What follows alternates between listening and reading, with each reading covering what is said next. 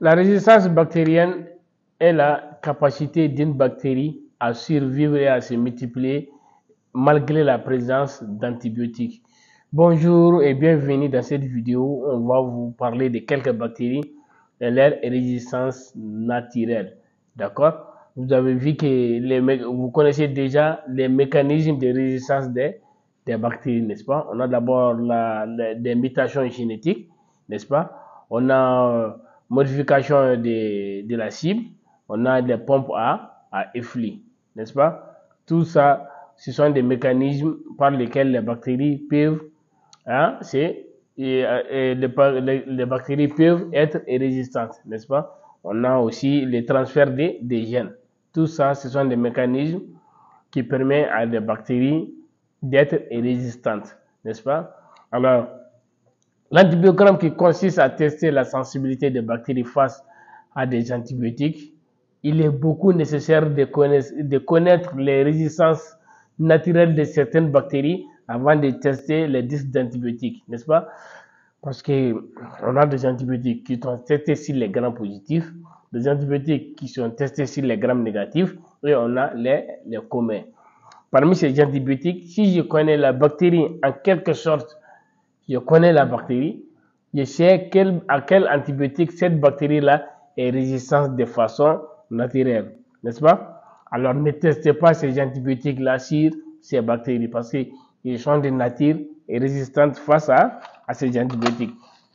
Alors, on va vous montrer de façon écrite quelques bactéries et puis leur résistance naturelle. À quel antibiotique ces bactéries-là sont résistantes? Alors voici pour vous quelques bactéries et leur résistance naturelle. Pour faire un bon antibiogramme, il faut avoir ces petites notions en tête. Les Staphylococcus aureus, résistance à la pénicilline, production de bêta-lactamase. Les Enterococcus fecalis, résistance intrinsèque aux céphalosporines et à de nombreux antibiotiques. Les Mycobacterium tuberculosis, résistance naturelle à de nombreux antibiotiques en raison de sa paroi cellulaire lipidique dense. Pseudomonas aeruginosa, résistance aux antibiotiques grâce à des pompes, efflux et une membrane externe qui limite la pénétration. Proteus mirabilis, résistance aux sulfamides et à certains antibiotiques en raison de la production de bêta-lactamase. Les Neisseria gonorrhoeae, résistantes à la pénicilline et aux céphalosporines par des mécanismes de modification de la cible. Bacillus cereus, résistance naturelle à de nombreux antibiotiques, y compris la pénicilline. Clostridium difficile, résistance aux antibiotiques en raison de la formation de spores. Acinetobacter baumannii, résistance naturelle à plusieurs classes d'antibiotiques et capacité d'acquérir des gènes de résistance.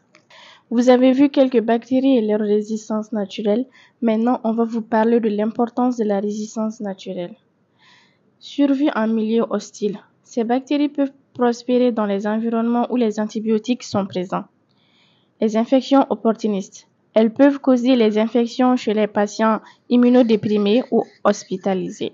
En conclusion, la connaissance des bactéries et leur résistance naturelle est essentielle pour développer les stratégies de traitement appropriées et pour la gestion des infections. Il est crucial d'adapter les antibiotiques en fonction des profils de résistance des bactéries. Merci beaucoup, Latir. J'espère que vous avez pris note en fonction de la résistance naturelle de ces bactéries. Pour réussir votre antibiogramme, il faudra avoir ces notions-là en tête, n'est-ce pas? Et éviter de tester certains antibiotiques sur certaines bactéries dont elles sont déjà résistantes. Alors, vous avez vu maintenant quelques bactéries et leur résistance naturelle. Et il faut savoir que c'est une étape cruciale de connaître la bactérie avant de tester certains antibiotiques, n'est-ce pas? Il faut connaître la résistance naturelle de certaines bactéries pour mieux faire l'antibiogramme.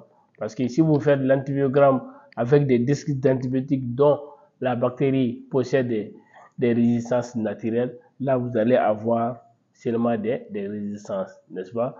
Travailler dans des conditions d'asepsie et puis garder ces notions-là en tête pour réussir l'antibiogramme qui consiste à tester la sensibilité des bactéries face à divers antibiotiques. Un bon travailleur, c'est celui qui fait son labeur quotidien avec amour et conscience. et Conscience.